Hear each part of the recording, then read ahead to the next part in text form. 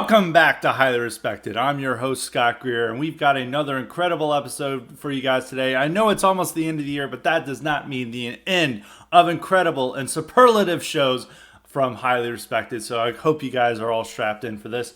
Today we're going to discuss a topic that is a little bit off the beaten path of current news and events, our politics that I usually talk about. And of course I'm going to talk about a big news event from last week, and it is the Oxford Township school shooting. Now, I'm not really going to discuss the school shooting aspect of itself. It's more the response to it. School shootings are unfortunately are a very bad aspect of American life. I mean, that's not a laughing matter. It's something that we've been experiencing for over 30 years. There's been several horrific events that have, impacted the American psyche over the time. I'm old enough to remember when Columbine was the number one news story well over 20 years ago. It's almost 23 years coming next April. That's crazy to think about, but school shootings have been a part of American life for a while now, and they just happen. I don't know, when we talk about why do they occur, there's not really a good reason for why they occur. There's just like these six freaks in school that people aren't really paying attention to who just want to kill, and we kind of flail about and demand gun control or banning violent video games or whatever as the response to it. And I don't really think any of these are the real solution. I mean, if you even look at this case, this kid was clearly had some real serious issues. He wasn't really liked by his classmates. They say he's bullied, but sometimes early reports are wrong. You have to remember is that in Columbine, they reported that those kids, Eric Harris and Dylan Klebold, or it's Dylan Harris and Eric Klebold. I'm pretty sure it's Eric Harris and Dylan Klebold, were reported that they were bullied, and then it turned out that no, they really weren't bullied at all. They were weird kids who were in a trench coat mafia or whatever, but they weren't necessarily bullied, and they're just, one of the kids, especially Eric Harris, was really messed up in the head and wanted to kill people, and he convinced Klebold to go along with him.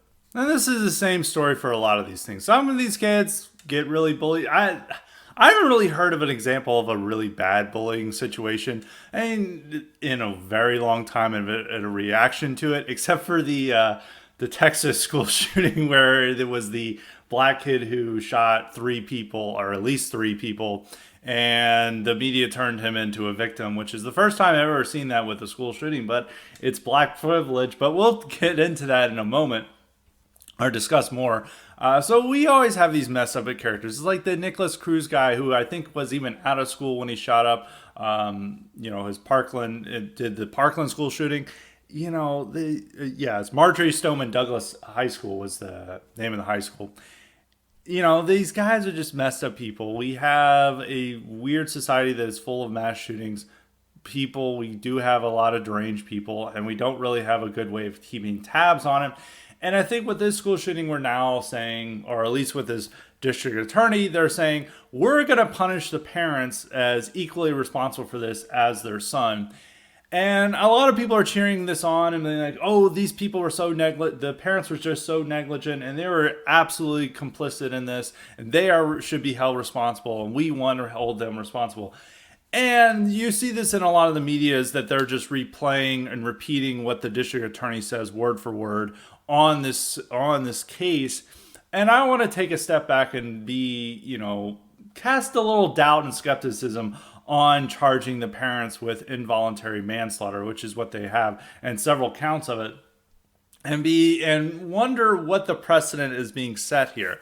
There was this really goofy libertarian. He's actually a really bad libertarian. It's not even a libertarian we would agree with. This libertarian is Radley Balco. He's a libtard's favorite idea of a libertarian. All he talks about is how much cops are evil and bad and racist. He's most famous for writing this thing called Warrior Cop. He's been bald ever since he was like 20, and he looks like a goofball. But he had a good point. Well, I don't want to necessarily say it's a good point, but he actually was pushing back on this, saying the precedent of charging parents for their kids' crimes, and he's like saying, well, what is going to happen with children of color who commit crimes, and what's going to happen with their parents? This is primarily going to be used against minorities and POC.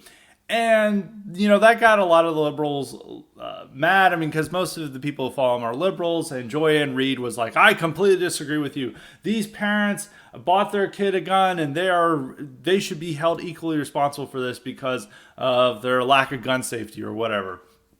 And liberals were getting very hyped up about this. And he was trying to appeal them and saying, well, this is primarily going to be used against POC. And I would actually doubt that. That's not going to happen. But I mean, that there is a precedent set here where they could just go after parents for any crime. And it is something that is almost to the point of a political persecution. And even there's like conservatives who are strong Second Amendment supporters who are equally supporting the move to punish the parents.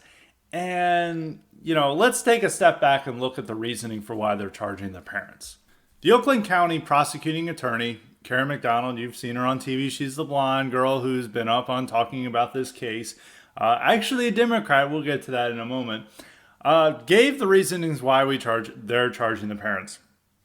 They had social media posts indicating that the gun had been bought as a birthday present or a present for, I forget if it's birthday or Christmas present for their son.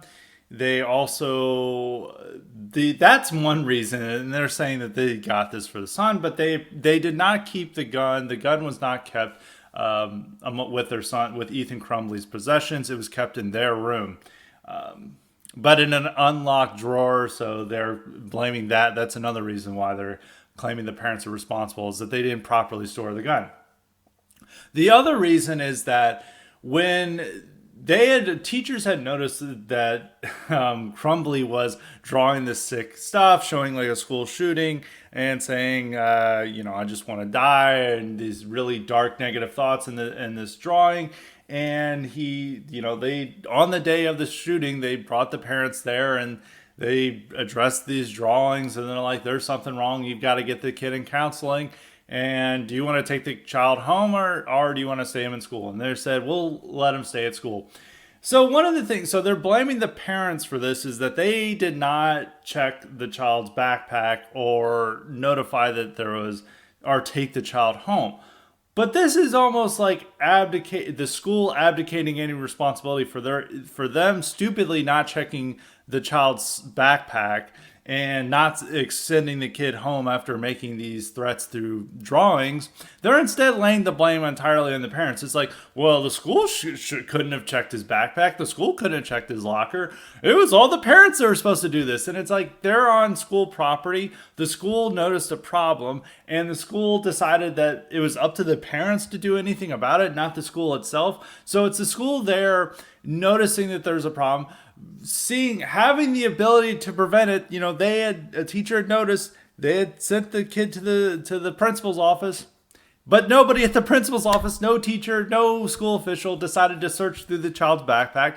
And due to this stupidity and this error in not sending this kid home, they're instead blaming the parents entirely for this rather than the school. So going by the standards, the school officials who did not take the responsibility to check his belongings, Crumbley's belongings, and to expel him, are just as responsible as the parents, because they abdicated their responsibility and they were negligent in their duty. But instead of blaming the school for this happening, they're all laying the blame on the parents. Now, a lot of murders and violence are the cause of other people being negligent and not taking responsibility for others' actions, or looking the other way, or not taking proactive action to stop it. This happens a lot, but we generally don't charge those people who didn't take responsibility to prevent a tragedy from occurring with murder, unless they're, they're in the act of committing the crime. Like if the parents were the getaway car for their son, I would understand charging them with murder, because we've had laws in the books that like people, who serve as a getaway car and somebody commits a robbery and they shoot and kill somebody, they get held responsible for murder too, because, they participated in the crime and they, aided and abetted the murderer. I understand that.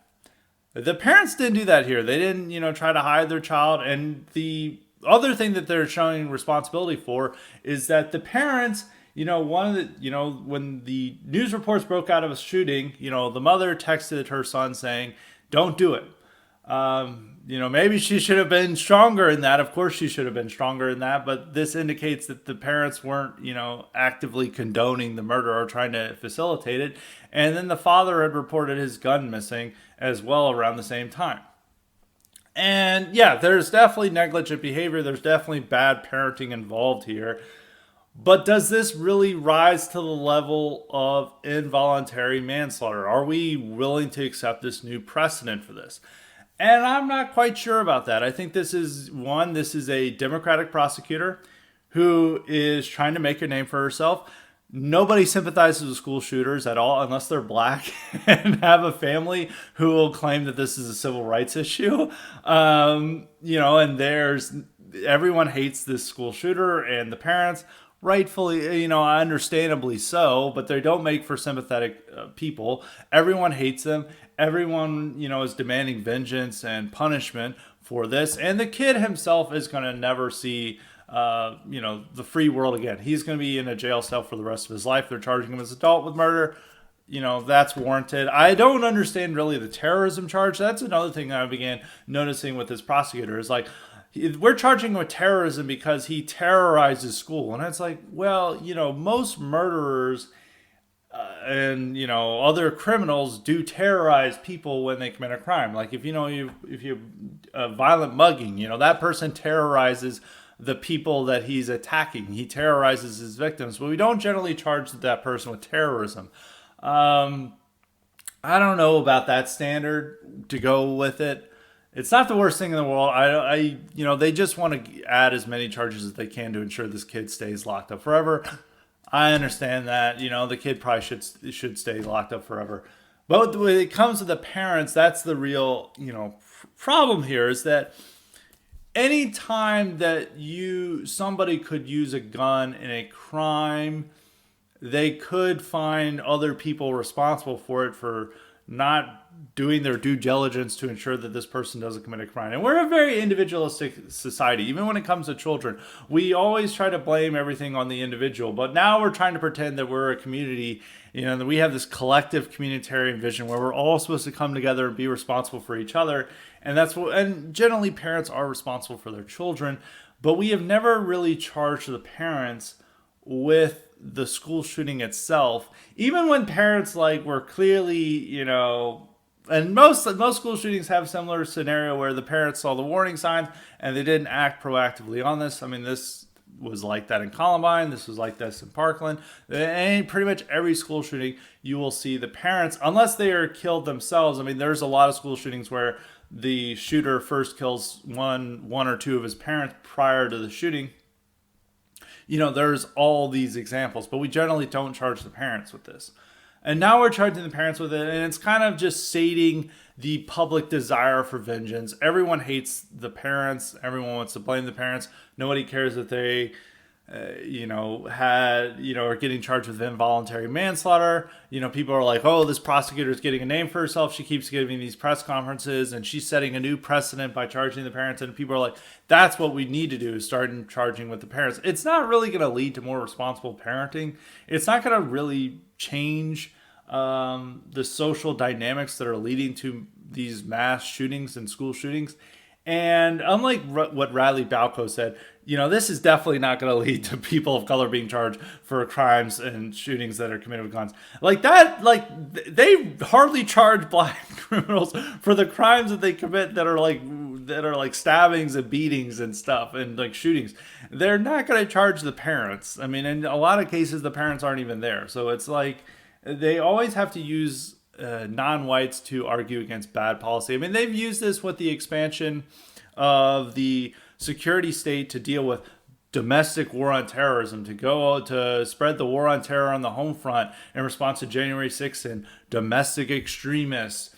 And there will be some left-leaning critics of this, and they'll always say The real problem with this, we understand that white supremacists are dangerous and deserve the full brunt of the CIA and the FBI and the full energy of the Department of Justice, and they should be sent to Guantanamo Bay. But we're worried that the expanding of this national security state to focus on domestic extremists will primarily affect people of color. They always use those arguments. If you ever read these criticisms in like The Intercept or elsewhere, they will always talk about, think about the poor POC who are going to be affected, and they're not going to be affected. They're not going to be affected. Like, if you look at how our state operates, it's a double standard. It's one standard for whites and another standard for people of color.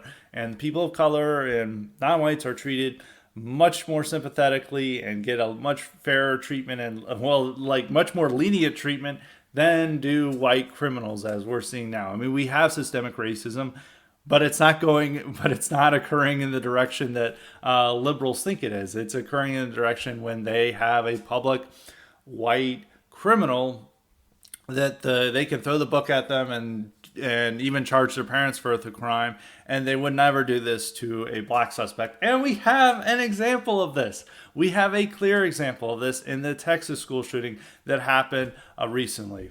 In October, Timothy George Simpkins shot at least 3 people, and a fourth person was injured during the shooting. 2 of the people were nearly killed by it, and one of whom was a white teacher who tried to break up a fight that Simpkins was involved in and that resulted in the shooting. Now, with Simpkins, people probably remember this. Is like, I read an article for Revolver about this, about how it proves that black privilege is real.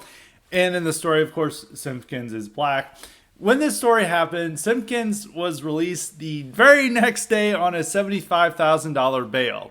And he had nearly killed 2 people. I mean, one of the people who was shot was like grazed with a bullet, not necessarily killed him, but he could have killed a lot of people with this. But he was only charged with a few counts of aggravated assault, released on a low bail, a low bond of $75,000, was allowed to go and party with his family. His parents, of course, were not charged with this. Not only were his parents not charged with this, or his family not charged with this, but his family then used the media as their weapon to claim that poor little Simpkins was bullied because he had nice clothes and he had nice stuff, and he was the victim of bullying and he had to retaliate. And their lawyer, they got a civil rights attorney who's been involved in a lot of these race grifting cases.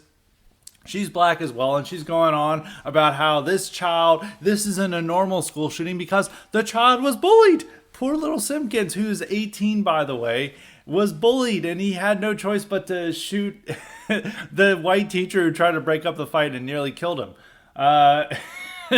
This is how the story is playing out. So he's paying a $75,000 bail. The media is sympathetically portraying a story. I mean, all these people are like, wow, we have never heard of a school shooting where bullying was involved. Look at this poor little innocent child. And they're sharing these photos of this kid like hugging his family and partying with them after getting released.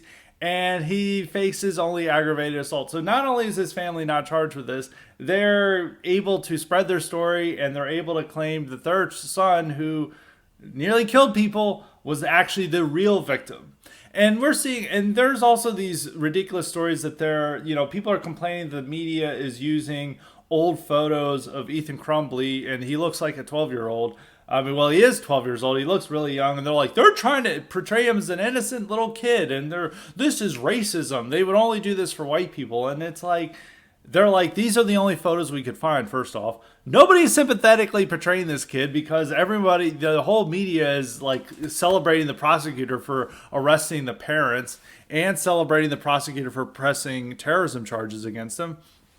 And this ignores, they always try to say, they always try to make blacks look like thugs. They always try to make African Americans look like thugs.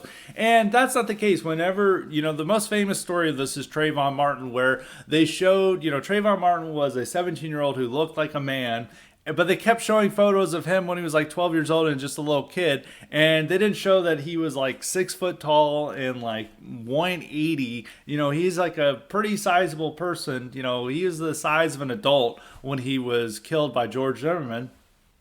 And, they try to portray him as a little kid. They try to find the most sympathetic photos of Michael Brown, of just a gentle giant with his like headphones on and him smiling.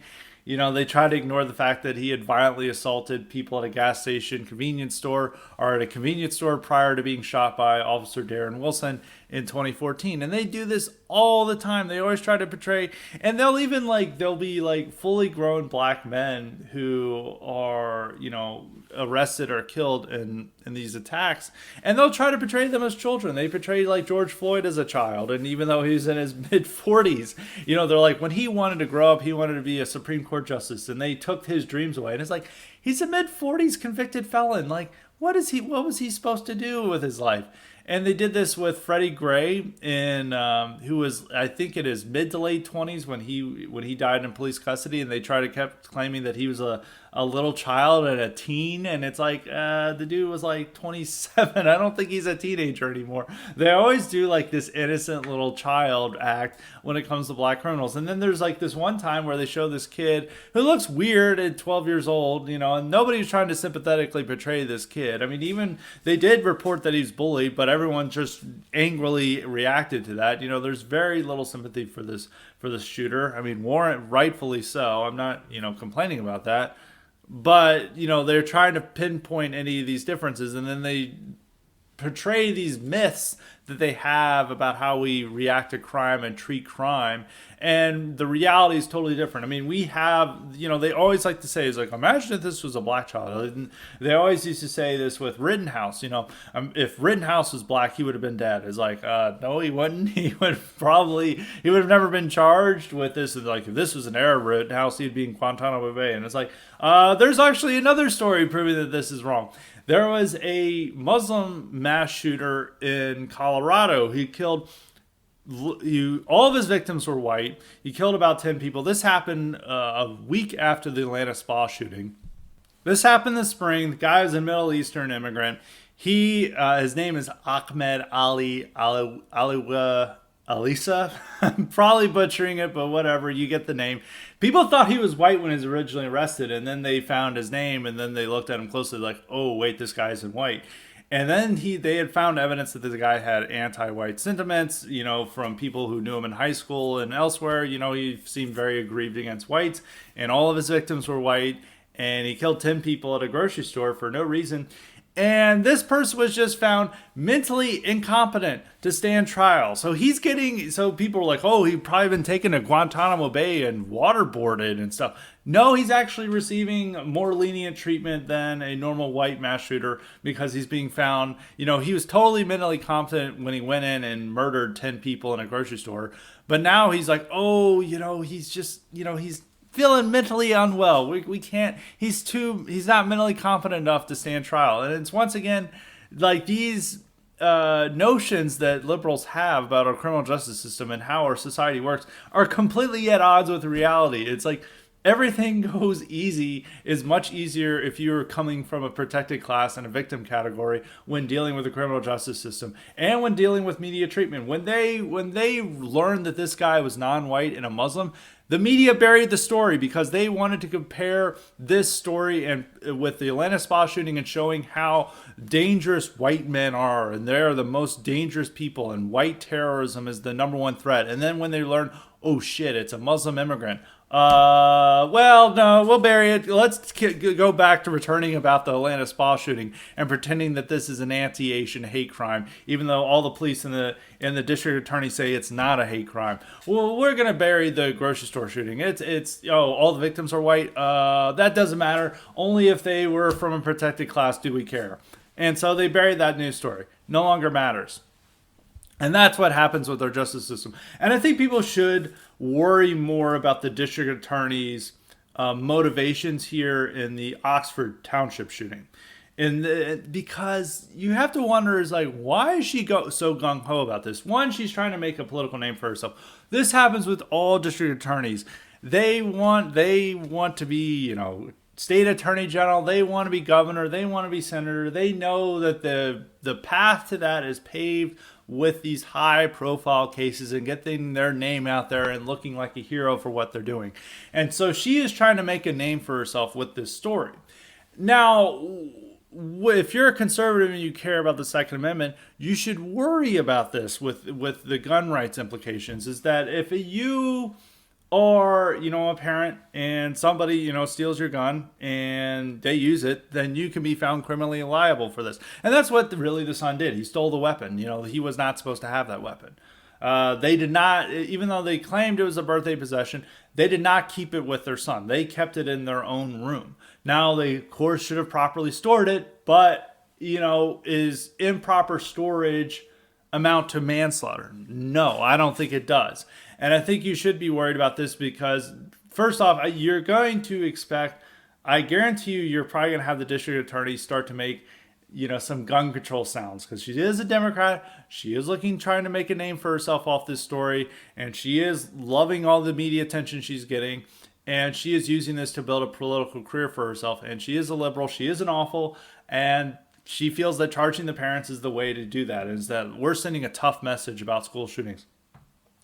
And it's not going to send a tough message at all. It's like most of these parents, like if they always come, they come from broken homes. They come from homes that like both parents are working and they don't necessarily have the time for the child, or the child is, weirdo and naturally prone to violence.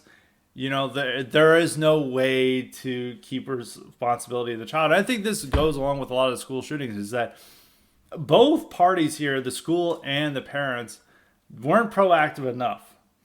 And what's happening here is with the charges of the parents is the school is abdicating all responsibility for their stupidity and their inability to check the child's backpack and to send him home. And they're instead blaming that all on the parent, which is just ridiculous because then the principal could be charged with involuntary manslaughter too, but apparently not. So that's about the standard. But it's like, we live in an atomized society where people like this, like Ethan Crumbley, they don't have any friends. They don't really have anything going on in their life. They just want to kill. And the only thing that they have to do is to kill people. And that's why we have so many mass shootings, is because we have all these like floating individuals who are unmoored from anything, from any social institutions, from any human connections. And, like most humans, they get angry about that and they want to lash out and they want to kill. And that's why we have so many mass shootings in this country. Because, there's nothing going on in their life. There's nothing really good in their life. And I don't know, this is a large social problem that we have that cannot be solved by charging their parents with murder, or it cannot be solved by one of my favorites is like conservatives really like the Daily Wire is really big on this, is that we're not going to publish their name. And that everyone they always clap. It's like a Jake Tapper tier praise that they earn. It's like, oh, this is so incredible that we're no longer going to name them. And it's like, you should name them. It's a damn news story. I want to know what their name is. I want to know about their background. I want to know more details about this. This is a normal part of news coverage, and instead you're going along with some meme thinking that if you don't publish their name, or one news outlet not publishing their name, it somehow could prevent more mass shootings. It's not. It's just going to limit the news coverage and limit our ability to gather these details. And they usually do this in a lot of cases, and sometimes the media does this too, but it's always done when it's like a non-white school shooter who's like there and they're like, oh, we don't want to reveal the details. Like this was at the height of this was around the Parkland school shooting, and Nicholas Cruz, of course, not really white guy, and the media was trying to like, we're not going to publish his name because we're standing against celebrating school shooters. And you're like, wait a minute, you don't do this with other mass shooters. Why are you doing this with this? And when they find out it's a white shooter, they love publishing his name and showing his face everywhere because they want to drive home the narrative that white men are the most dangerous criminals in America and are the number one threat in America. But when the shooter turns out to not be such as Timothy George Simpkins, they're like, oh, we don't want to focus on them. We don't want to give them any more attention. And that's usually what this happens, is when people don't want to report criminals' identity, it's usually to hide the true nature of crime. And so I always think that's really stupid. But that's also not going to prevent mass shootings. This is a large societal problem. It is a problem particularly among the young. I think it's getting worse, especially with Zoomers. Even the semi well-functioning ones, are experiencing way more loneliness and mental illness than prior generations. And the only thing that's really probably preventing any more violence is is the amount of time these kids play spending video games, which they want to ban. Imagine if they banned video games, we'd probably have more mass shootings. So it's like it's not necessarily the greatest thing to think about, but I do think video games do prevent a lot of violence and other problems that we would see from that. But it's not necessarily a good thing that these kids are playing video games the whole time. But it's like, what else do they have going on in their life? And people don't really address that issue. And it's also, as you're seeing here, nobody wants to take responsibility for this. As the school didn't want to take responsibility for this kid's behavior, they reported it and they brought in the parents, but then they said, this is all your responsibility. Our hands are clean. And then the kid shoots up the school. It's like, oh, well, how did that happen? Well, maybe you should have, as I continued, it says, you should have looked into his backpack. And Karen McDonald, the prosecuting attorney, seemed intent to make the parents into criminals. Like, there is this bizarre nature of them issuing warrants for them, is that the parents, apparently, according to their lawyers, were willing to come in, but they hadn't issued a warrant to them, and then the prosecuting attorney didn't communicate the warrant to the sheriff's office. The sheriff's office is like, we just found this out through media, which then allowed the parents to not be in their house, and the parents, probably for credible reasons, didn't want to live there because, they're probably getting a ton of death threats. I mean, it is the nature of the town. I mean, if your kid killed a bunch of people at the town school, I mean, it makes sense why, a lot of people would be angry, and they know where you live. And so, it makes sense why they would not want to be there. And so they were able to turn them into fugitives, even though it's like unclear whether they really were, even though they technically were, and they were trying to make a big deal. It's like, these people were fugitives and they knew what they were doing. And the other point is like, they're kind of being criminalized for, liking their son or loving their son or like being family with their son, which there's this new trend I'm starting to see where it's like, you're supposed to betray your family if they're like, the system says so, which I'm not like saying is like the family, if you have a school shooter in your house, you should go to the proper authorities to make sure that that's taken care of. But the fact that they like didn't do that actively enough to like hand over their child to the system is like seen as like a black mark against them, and is why they should be charged with involuntary manslaughter.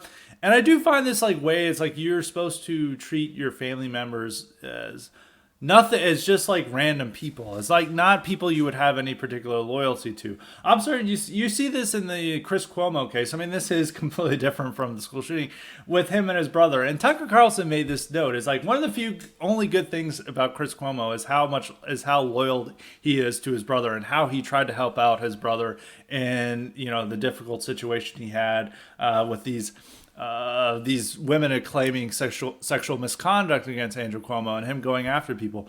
And this is a normal thing what brothers do, is like what family members would do. But for that case, if you're wanting to be a good person, you're supposed to throw your brother under the bus and say, I hate him, he's a despicable monster, and I believe the accusers. And it's like, that's an inversion of how humans have interacted and been for generations, since like the beginning of time.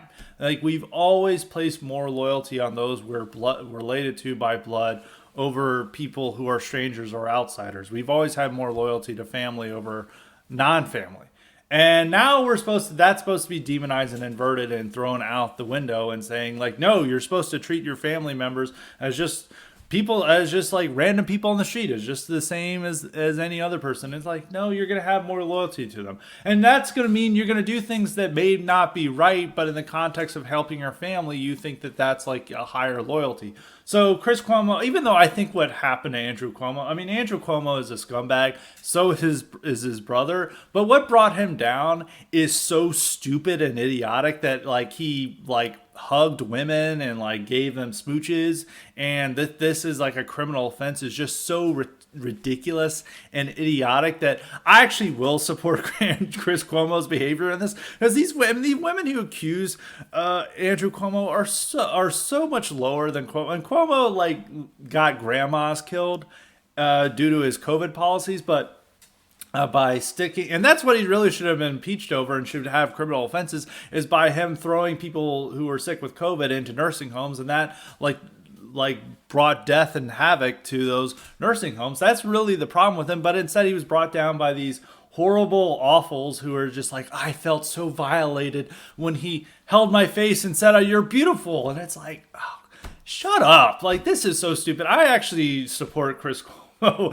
and this scenario, like going after these women. These women were clearly, and there seemed to be some coordination with, higher powers in the Democratic Party to bring down Cuomo, and in the media. They just decided it was time for Cuomo to go.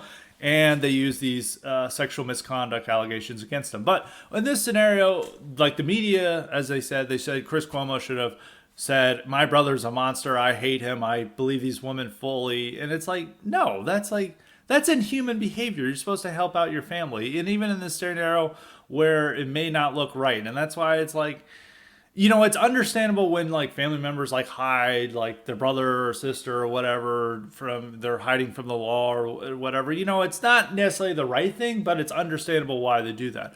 But we're supposed to pretend that that's irrational and evil what they do. And it's like, no, you're always going to help out your family even when they do wrong, or maybe it's not the right thing to do. And I think that, having that loyalty to his brother is one of the most admirable traits of Chris Cuomo. I mean, there's like some funny things about Chris Cuomo. I mean, he is kind of a Chad. I mean, whenever they confront him, people try to confront him, he's like threatens to beat them up. And it's like, he totally owns the people trying to threaten him. I mean, it's like, you're a cable news host, you should restrain yourself, but it's still funny. It's still kind of like, I'll respect that as the way he like treats, like, there was somebody one time approached him and he was like, "I'm with my fucking family." It's like, "I'm going to beat the shit out of you." He said this to the guy, and you're like, oh, okay, I kind of understand where Cuomo's coming from, but he should show more restraint. He is a cable news host, as I was saying. But, he is, this is admirable trait about Chris Cuomo, and it's what brought him down. And I think that goes along with this somewhat with the crumbly case, is that the family is in part being persecuted by not wanting to destroy their son or like throw their son to the system as proactively as they possibly should. And I think it's they're being charged with involuntary manslaughter in part for that. And I think we're seeing this a lot in society. It even goes with like these things where family members are asked to disavow and denounce like relatives who are racist or hold views that are contradictory to their own political beliefs. It's like Paul Gosar's siblings who always make attack ads against him saying like, "We hate our brother. We totally support whoever's opposing him." And and people celebrate that. And I'm like, no, this is like the most disgusting, despicable behavior I could ever possibly imagine, is cutting political ads to say about how your own flesh and blood is a terrible person.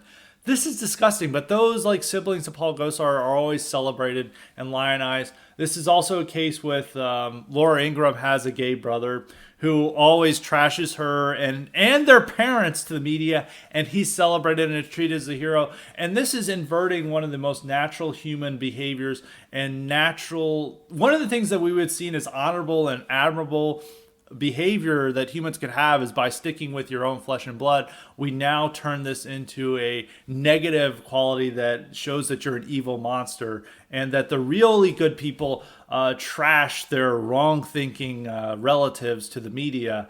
And I think that's really sick and disgusting behavior. It's not fully aligned with the Crumbly case, because the parents should have done more, obviously. But I do think it is playing in this part about how our society increasingly doesn't want you to only wants family loyalty to extend to the relative coming out as gay or trans or having proper left-wing thinking. But if the relative, has some racist thoughts or anything, that you're supposed to report them to the police. It's also the same with like all the media who've celebrated relatives who've turned in their like brothers or fathers or uncles or whatever to the FBI over January 6th. And it's just like, you're ratting out your own family for, walking around the Capitol without permission for 5 minutes. Like, it's really low and disgusting behavior. So that's the final thoughts on that. I want to say, going forward with this case, I think people should have more skepticism about it because it could create a precedent where if your gun is stolen or somebody uses a gun that they stole or borrowed from you, or that you didn't really know what was happening with, that they're going to find you just as guilty of murder.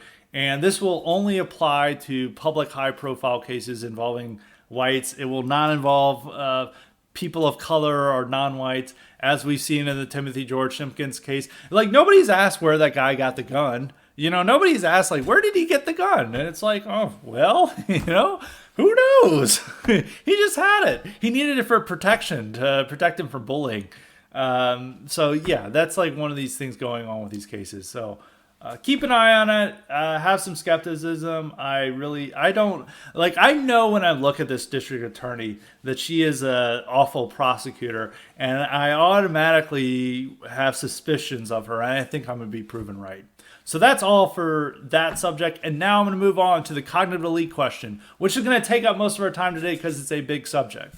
As a reminder, you too can get the power to ask me questions or suggest guests and topics if you sign up for the Cognitive Elite option at highly-respected.substack.com, and that's at highly-respected Substack. And you can also, of course, listen to the IQ supplements as well with these privileges. This question comes from Martin. He asks, Scott, what are your thoughts on Eric Zemmour? Of course, I'm probably mispronouncing his name, but whatever, we're going to call him Zemmour. And if those who don't know, Eric Zemmour is a popular French pundit who is now running for president in France on a strongly nationalist message. And, a lot of people are having thoughts on Zemmour. Zemmour's message last week that he delivered was incredible when he announced his presidency. It was all about our issues. It's like saying, the France of our ancestors, we want to defend it. We will not be replaced. We want to keep France. And we're not going to, it is very much allusions to the Great Replacement and all these very right-wing ideas that a lot of politicians don't want to engage with. It is a firmly nationalist message about immigration, about demographics, about keeping France French. And even one thing to realize about Zemmour is an Algerian Jew. Some people on the right are making a lot of hay about this, like, oh no, we can't trust this Zionist. Oh, who is this evil guy? There's like some evil plot to dupe right French nationalists from some other candidate or some other thing, and they're being led into by this evil man named Zemmour. And Zemmour kind of looks like a movie villain. Let's see faces. I think that kind of makes him more memeable and better content. He's very charismatic. If you watch, like, I don't speak French at all. This is one, I'll bring up one funny thing about French presidential politics. Is in 2017, when Marine Le Pen lost in the runoff to Macron, I went on Fox News to talk about this for some reason. I wrote like some article about Marine Le Pen and the meaning of her, why conservatives shouldn't be down on Le Pen, because at this time in 2017, a lot of conservatives are like, how dare you support Marine Le Pen? She's a big government socialist, and also her family is racist. And this is like the type of discourse that was going on in the early Trump years. Nobody would say this anymore. I mean, now like the whole conservative ink is starting to merge with populist ink, and everybody loves like, oh, we need big government socialism. Even like people at National Review are saying this stuff now, and at this point, it's kind of cringe, but like fixating on like your position on healthcare when like Marine Le Pen's main thing was running on like immigration or the national question, or at least as what she should have been running on. That was stupid. But when I went on Fox News, I don't speak any French. I've never been to France, but I was brought on as an expert about French presidential politics when they announced it. They were calling the race in April of 2017. So that's something funny to consider. I don't think I'm going to be brought on Fox News to discuss this presidential election, but who knows? We'll see. But I think we can rest assured. But I will talk about it on Highly Respected. Now, like I brought up Marine Le Pen, so it would be worth noting why Zemmour is running when Marine Le Pen is already there. And the National Front is now called National Rally. I cannot pronounce the name in French, so we're going to call them National Rally. We're not going to call them National Front. They used to be called the National Front. Then she decided to rebrand to National Rally. Prior to Zemmour's entry, Marine Le Pen was occasionally being at the top of the presidential candidates. She was even getting more support than Macron. And now how French presidential elections work is not just, one round and everybody, whoever gets the most votes win. They have because they have a multi-party system. So there's a dozen candidates, literally a dozen candidates or more. And whoever the two top earners go into the runoff. And in 2017, a lot of the questions swirled around nationalism and immigration because this had just been a few months after Trump. It was about, I think it was April 2017, so it was 5 or 6 months after Trump had just won. And so this was and Brexit had just happened the year before. So there was this whole nationalist wave going on. And Le Pen was was the nationalist candidate at that time. The head of the center-right party, which I still think at that time was called the Republicans, they go through a new name change every 5 or 10 years. Since I've been alive, that party's been called 3 or 4 different names. But they've been called the Republicans for the past few years. Their candidate that they had, Fillon, who I think got just sent to jail. I know he's convicted of some corruption charges, and I'm pretty sure he went to jail over it. He ran on a Le Pen light agenda, which, they talked about immigration, it talked about radical Islam, but it said Le Pen is a racist and too far on these issues, and we're more moderate and respectable, but he had the corruption charges came up during the election, so he did not get to the runoff, and then it was Le Pen versus Macron. And at that time, Macron was seen as the globalist, Hillary Clinton type candidate, and him winning was a rebuke of nationalism. And since that time, Macron has now started to move into a slightly more nationalist direction. He is mentioning the threat of immigration, but he's not fully on it. He's really cracking down on it, radical Islam, and shutting down radical mosques and radical publications. So he's trying to appeal to those forces, nationalist forces, that now Zemmour and Le Pen are trying to be the real nationalist candidate. Now, so you may ask, you have Le Pen, you have National Rally, which used to be National Front. Why is there a need for a Zemmour when you already have national candidates? But there's something to consider about Le Pen. For the past, it's more than 10 years, but over a decade, Le Pen has tried to have this process within the National Front called de-diabolization. Better way to say that is detoxifying the party. I mean, diabolizing isn't the easiest way to say it in English, but detoxifying is a better way of saying this. The party under her dad was Jean-Marie Le Pen was kind of a Trumpian figure. I mean, not as he was much more firmly convinced of these nationalist principles, more so than probably Trump. Trump is an instinctual nationalist, but doesn't really articulate things very well. While Le Pen, Jean-Marie Le Pen really articulated it very well, and he had done it for years and years and years, and he had been a longtime nationalist. He had been involved in the Algerian War in the late 50s, early 60s. He was a long-time nationalist. He's now in his 90s, so that's how old he is. But he, as the head of the party, had some successes. He made it to the runoff in 2002, the presidential runoff, which is a huge deal. I remember being a little kid and hearing about this at the time, and I'm being wow, they're the fascist threat in France, and they were worried about this. He got destroyed. It was I think he only got 25% or so against Jacques Chirac, who was the head of the center-right party, the party that's the descendant of the de Gaulle's party. Jacques Chirac destroyed him. It's slightly closer between Macron and Marine Le Pen. Marine Le Pen got, I think, 35% or so in the vote, and Macron, and it was a really low turnout. And so they're starting to prove. But the thing about it is that while there were successes among Jean-Marie Le Pen was a prone to very politically incorrect statements that his daughter wouldn't make. I mean, he would make statements that they would just say, this is absolutely racist. He would talk about, like, he got charged with hate speech, I think, for diminishing the importance of the Holocaust. He had celebrated the Pétain regime, Vichy France, and he had said all these things that were very much like in an old man looking at the TV and reacting with no filters and no political correctness to what he's seeing is happening in France. And a lot of people like that, but Marine Le Pen was trying to win over a respectable middle-class element who, they may know the problems of immigration, but they're worried about Jean-Marie Le Pen saying mean things. So you see this a lot with Trump when people are like, we need a respectable Trump who isn't alienating suburban voters.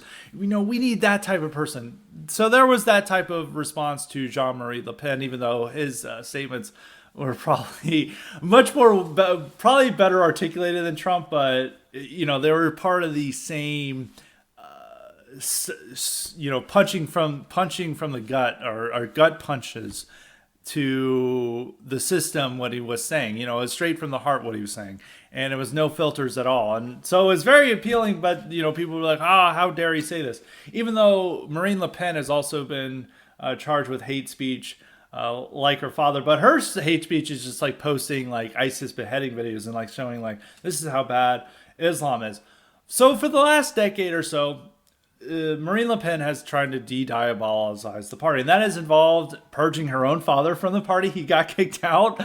It's been purging a lot of elements who, said some things that may be considered too extreme by the press in France, and they've moved aside, and they've kind of come up with a squeaky clean, respectable image that's, a lot of the party activists and the party base aren't really very thrilled with, even though they understand that it's like a pragmatic political idea. And it's not even with elements within the own party are upset with it.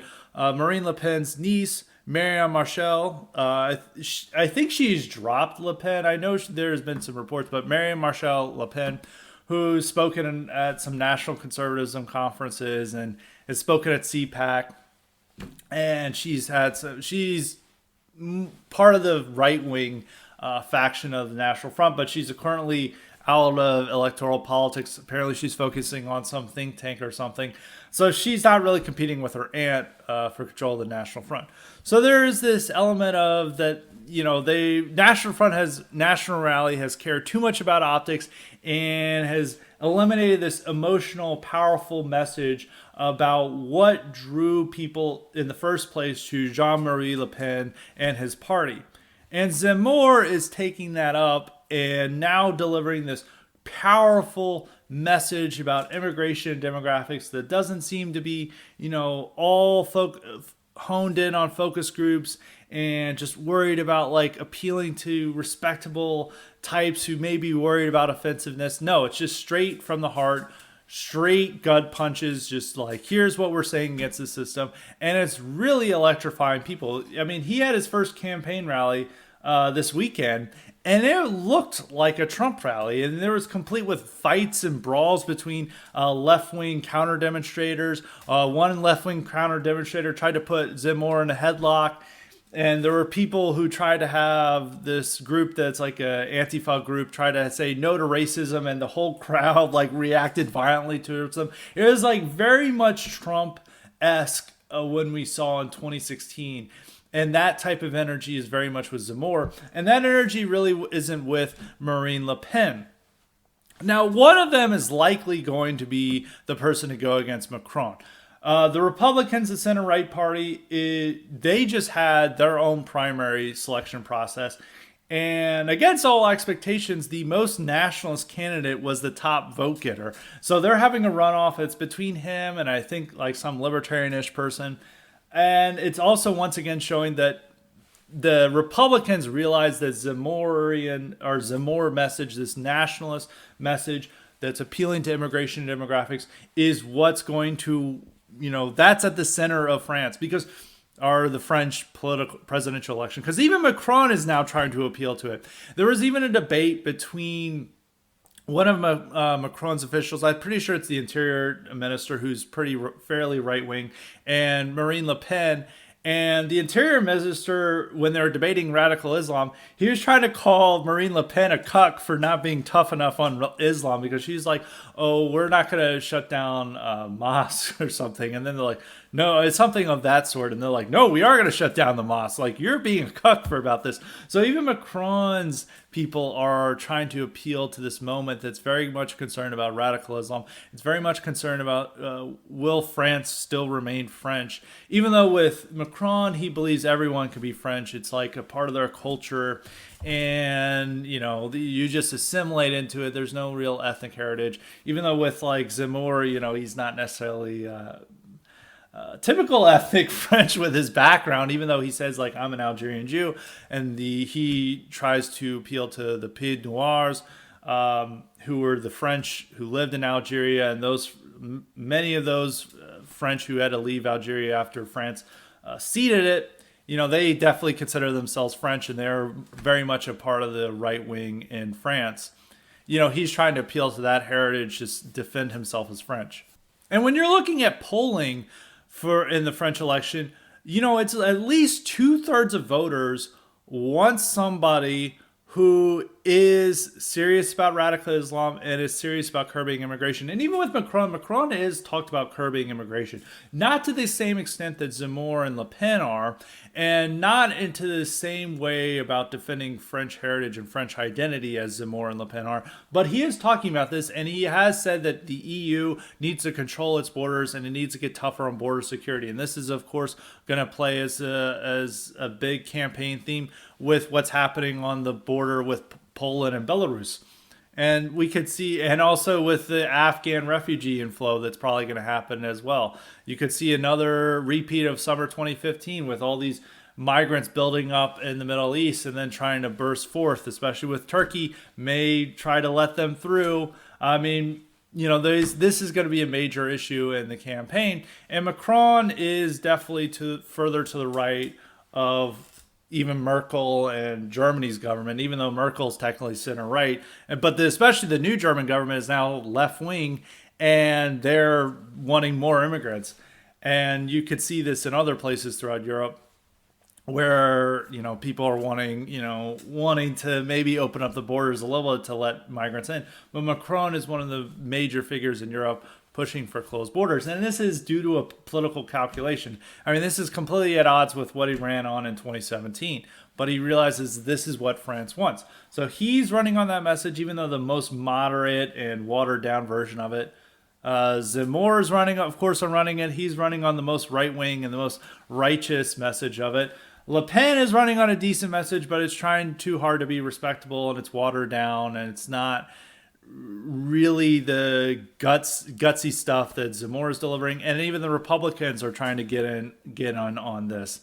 If they could pick the other person in the runoff, but the top vote getter right now is appealing to a nationalist message. So all four of those candidates are they're at the top. Like the left wing that they thought would be stronger in 2022 election, especially in 2020 or 2017 when this happened with Mélenchon. I'm probably butchering his name, but we're going to call him Mélenchon. They're like, oh, he's going to be a serious candidate in the next one. And this guy's like the Bernie Sanders of France, and he's not even getting 10% of the vote. Like all the left-wing candidates are below 10%.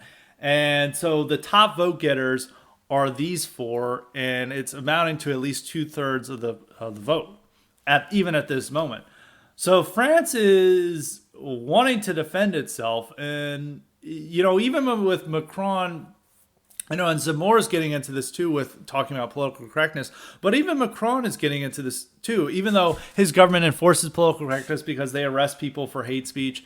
And there's been several people who've been, if they say naughty things, they've still arrested people, but they really defended this teacher who was murdered by an Islamic extremist last year, who wanted to show a Muhammad cartoon, and he got beheaded.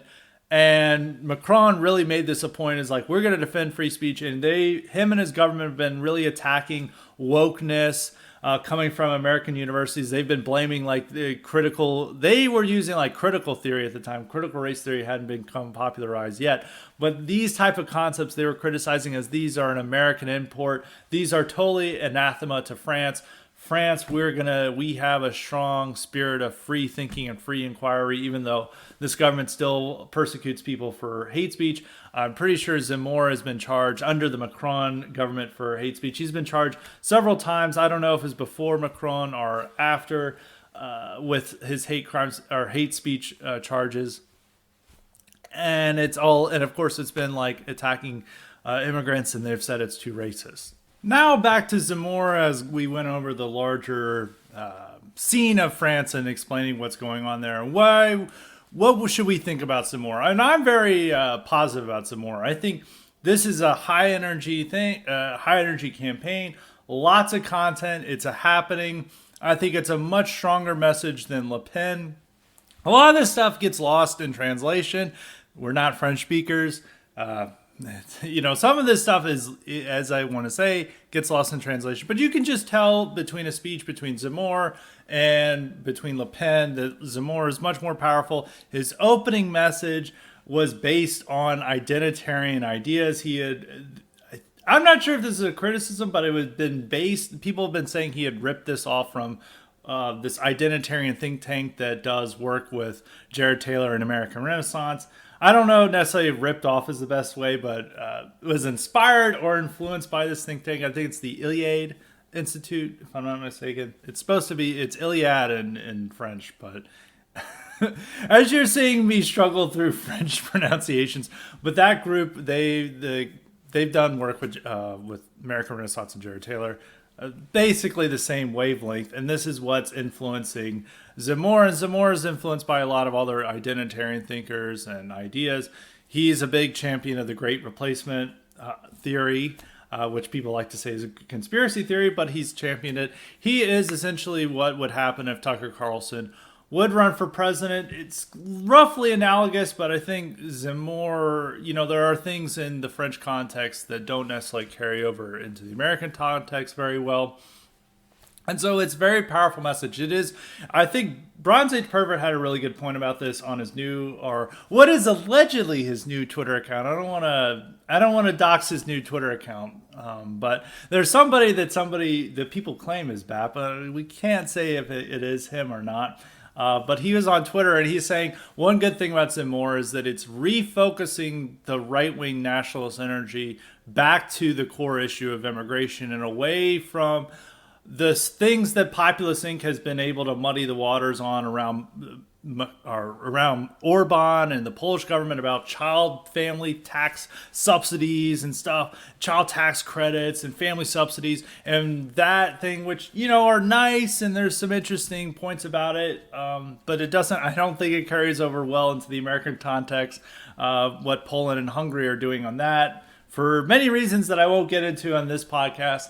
But Zemmour focuses on immigration demographics, and that's what the international nationalist right-wing movement and energy is going back towards. He's not campaigning on, child tax credits or family subsidies or these things that Populist Inc. wants to talk about. He is focusing solely on immigration and demographics. And a lot of Populist Inc. people are like, oh, I love Zemmour. Like, Sohrab Ahmari was going like, whoa, why isn't there an American Zemmour? And I simply said, if there was an American Zemmour saying things that Zemmour is saying in a American context or that appeals to Americans, Sohrab Ahmari wouldn't like it. He would call it racist because, as up until 2018, he was denouncing the same type of people as racist, and he still denounces this stuff as racist even to this day, even though he tries to pretend he's this hard-nosed populist now, but it's all a joke. I mean, Populist Inc. would hate if Zemmour emerged in America and had the same message that he does, but made for an American context and American audience. They would all say it's racist, and it's like, no. We want to focus on economic issues. We want to focus on industrial policy, and Zemmour is just like, this is all nonsense. We are focusing on the core issues of immigration and demographics. And he's pretty good on foreign policy, too. He's been a long-time advocate of France leaving NATO. He's, not a fan of these globalist engagements. So he's also pretty good on foreign policy and, the dealings with globalism itself. It's not just like, well, we're going to still be a part of these international bodies, but we're going to restrict immigration. No, he's actually like, we need to leave, which Poland loves NATO. People love Poland, but Poland is like NATO's #1 fan because they think that Russia's going to invade them. And they're also a big fan of the EU as they subsist on their depend on their subsidies to survive. And they're also a big fan of the globalist American empire because they also think that America will protect them from Russia, and Poland always sends its troops to the latest American intervention in order to create goodwill with our government. So if you're looking at Zemmour's message, Zemmour, if he became president, would be way better than Poland and Hungary. First off, because France is a much more powerful country than Poland and Hungary, and he would just upset the balance. It would be a huge happening if he became president. The chances of him getting elected are slim. I think, if you're wanting to make a bet, it does look like Macron would win again. But that's boring. I mean, there are things that can happen. Radical things can happen. And, nobody thought that Trump could win in 2016. Nobody thought that Brexit could happen in 2016 as well. So we could have another happening. We could have an event that nobody predicted before. But it is likely that a nationalist candidate will get into the runoff. And I think it's better if it's Zemmour because Zemmour carries the more powerful message. And Le Pen is trying to attack him from a typical conning position of just saying he hates women. He's anti-woman. There's some recent story about him allegedly knocking up his assistant, who's like 35 years older than, or younger than him, rather. If she was 35 years older than him, she wouldn't be alive. I think she'd be around 100. And I think he's in his early 60s.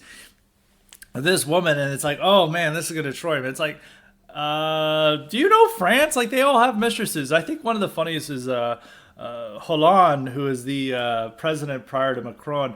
There was this hilarious scandal he had about him visiting his mistress, but it wasn't so much that he visited his mistress, is that he abandoned his government duties to ride on a moped with this dumb helmet to go see his mistress, and the whole press just made fun of him. I think they had a clip of a picture of him on his moped with his motorcycle riding to go bang his mistress, and the whole story about it was more that he's like looking like an idiot while doing this rather than he has a mistress. I mean, they all openly have mistresses. Like, France doesn't really care about this. I mean, if it was America, it would be a big deal, but in France, it's just like, oh, well, who cares? Like, let's move on to this subject. And it's like Macron himself also has like a weird relationship with his wife, who's like nearly 30 years older than him.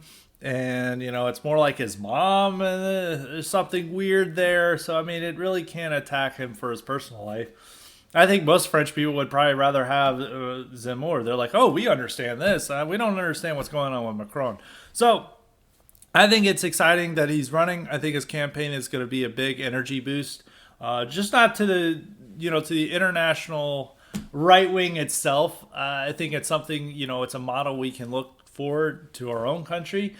American right wingers, getting into this isn't necessarily going to mean much for Zemmour, but it's still exciting to get over. It's still a content boost. It still provides energy. It still says that our ideas are winning, not just in America, but on the world stage itself. And it is a rebuke to those people who are saying nationalism is over. If Zemmour made it to the runoff and, makes a very close election, that really sends warning signals. And it's also like Macron himself doesn't have deep principles.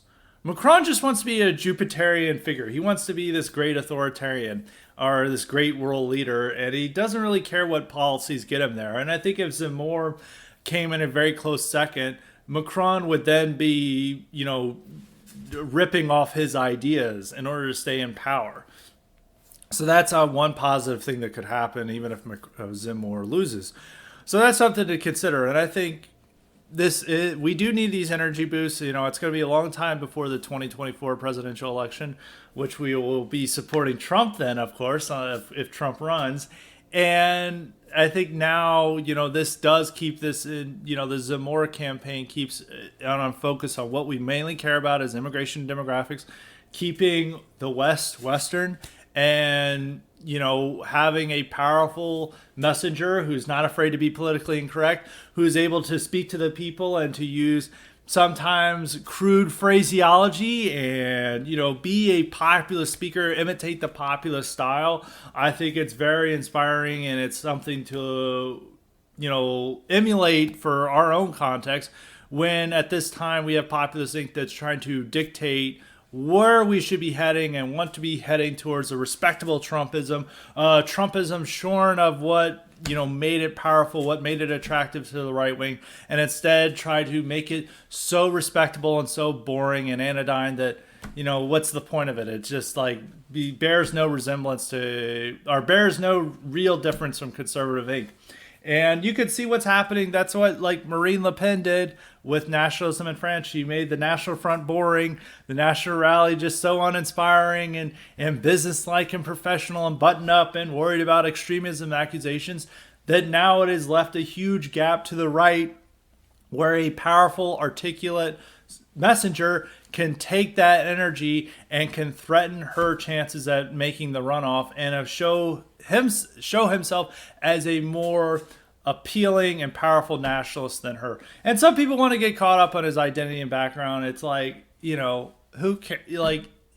Listen to what he says, listen to see what his actions are, see how he's made sacrifices to speak a message that he wants to convey. If he wanted to be popular and powerful, he would not be a nationalist talking about demographic change and talking about the Great Replacement. He would be, a milquetoast liberal or a center or a cushy, squishy center-right conservative. He wouldn't be imitated. He would not have the message he has right now. And there is nobody better in this election than Zemmour. I mean, Le Pen is a close second, or I don't know if I want to say close second, but a second. It'd still be good if she got in the runoff instead of Zemmour, but one or the two would be great. Or possibly this nationalist guy from the center-right Republicans, but it's unlikely he would be the one to make it into the runoff unless some real changes happen. I mean, that's just based on what I've seen from the polling.